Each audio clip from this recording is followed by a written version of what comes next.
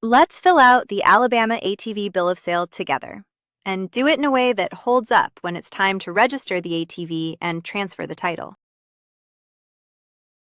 Start at the top with the date of sale, then the seller's details. In our example, that's Anna Baker with her address, phone, and email. Then the buyers, Ben Carter, with the same. 2 quick habits. Enter each name exactly as it appears on that person's ID and on the title. A nickname or a typo can stall the transfer later. And don't leave a line blank. If something doesn't apply, write NA.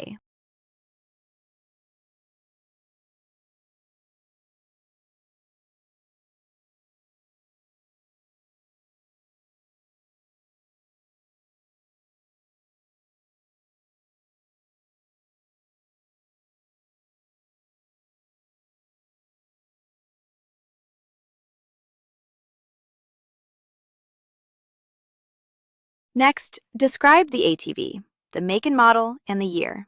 Then the VIN. Type the VIN exactly as it appears on the title or the ATV. A single wrong character can hold up the transfer. Now the sale price, in our example, $8,500, paid all at once, by check, with taxes included. Write the real price. Lowballing it to shave the sales tax can come back as back taxes and penalties, and it leaves the buyer with weaker proof of what they actually paid. Now the signatures. The seller and the buyer each print their name, sign, and date. This form also has witness lines and a notary block. Use them only if your state requires it, or add a witness for extra proof. Then make 2 copies. Each side keeps a signed one. If you're transferring an ATV in this state, here's what you need to know about the bill of sale.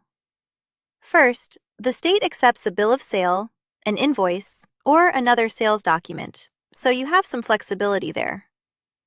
When it comes to names, the owner name or names on the title application must match the name on your supporting documents exactly.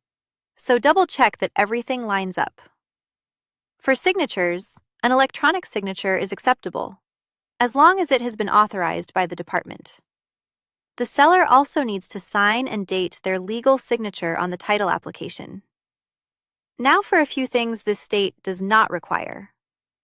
You do not need to have the bill of sale or title assignment notarized. The odometer reading does not need to be recorded in the assignment.